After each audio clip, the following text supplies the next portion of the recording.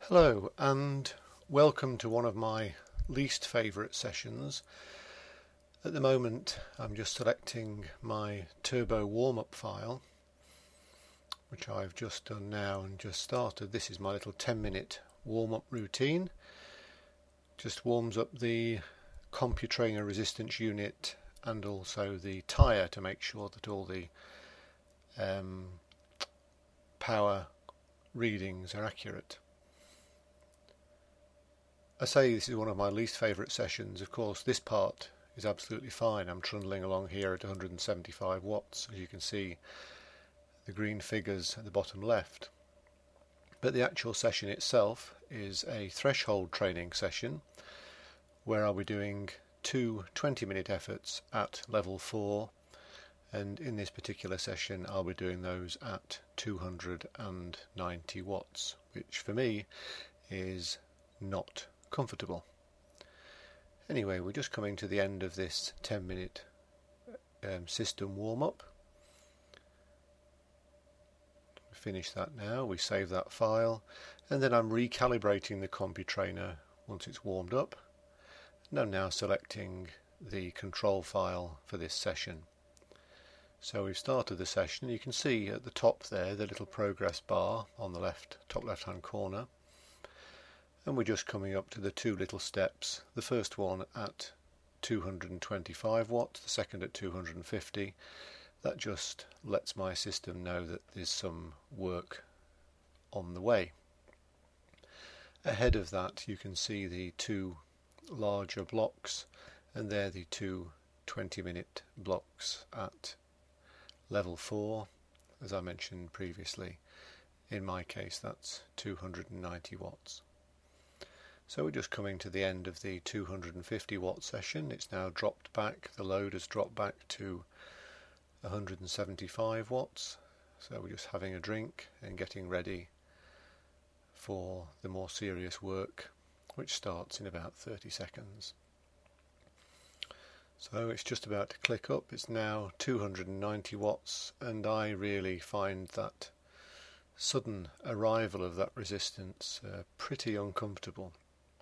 It generally takes me about 5 minutes to really get properly to grips with it and for my heart rate to come up. The first 5 minutes or so you're operating in a situation of significant oxygen debt, and that's not comfortable. So until that debt is paid back, you've just got to plough on and cope with it as best you can. So you see, after about 7 minutes of this effort, my heart rate has climbed up to just under 160 beats a minute, and I would expect that by the end of this session we'll be up to about 90% of my maximum heart rate, which will be a heart rate in the order of it's about 165 beats a minute, something like that. So we're coming up to 75% of the way through this first effort. Comfortably on top of it now. My heart rate has stopped climbing. It's sitting at about 160-ish, and that's perfectly okay for this level of effort. As I mentioned, it isn't comfortable, but it is sustainable, and it is a very effective intensity to train at. So we've now got about 3 minutes of this effort. The end is in sight. So we've gone up to 162, 163 beats a minute. It isn't creeping up, so you can see that I'm actually under reasonable control there and things aren't getting out of hand. So that's the end of the first effort. And I then, when I'm doing threshold work, I build in a 10-minute recovery period between efforts. If I'm doing sweet spot or level 3 efforts, I reduce that down to 5 minutes and find that perfectly adequate. You can see that my heart rate has come down very satisfactorily. It'll come down to about the top of level 1, level 2 board or something like that after the first effort. I would be concerned if it stayed up at around 145, something like that, because you just wouldn't feel that you are recovering adequately to cope with another 20-minute threshold effort. But down at 128 is fine. So the load is now clicking up to 290 again. You can see in the bottom left we've now already used up about 570 calories. So before doing this sort of work, you do need to make sure that your carbohydrate intake has been adequate and that you're adequately hydrated, or you can run into quite serious problems and you literally grind to a halt. I think that's happened to most of us at one time or another. You can see the disruption to the graphs approximately every 5 minutes, because I stand up on the pedals just to give my back a stretch, my legs a little stretch, and then sit down again and get back on top of the load.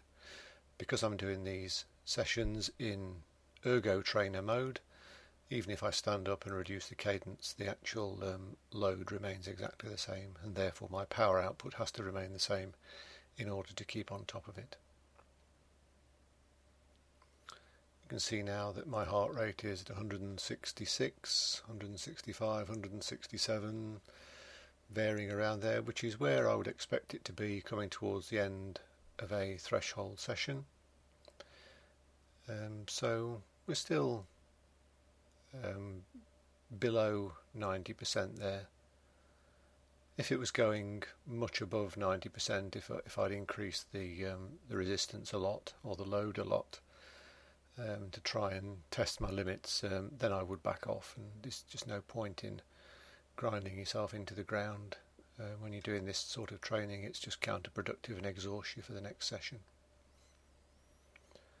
So the end is in sight. We're into the last minute of the effort, and then I've got a pre-arranged 5-minute cool down period just down at 150 watts. I'm just spinning the pedals. I do a bit of higher cadence work just for a minute.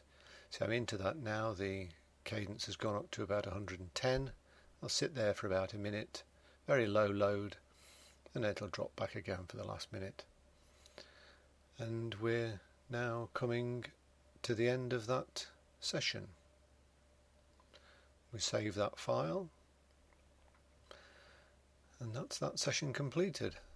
I'll just bring the overall graph up just to show the overview. See the 2 steps in the wattage on the bottom green lines, and the pink lines in the middle where my heart rate's creeping slowly up.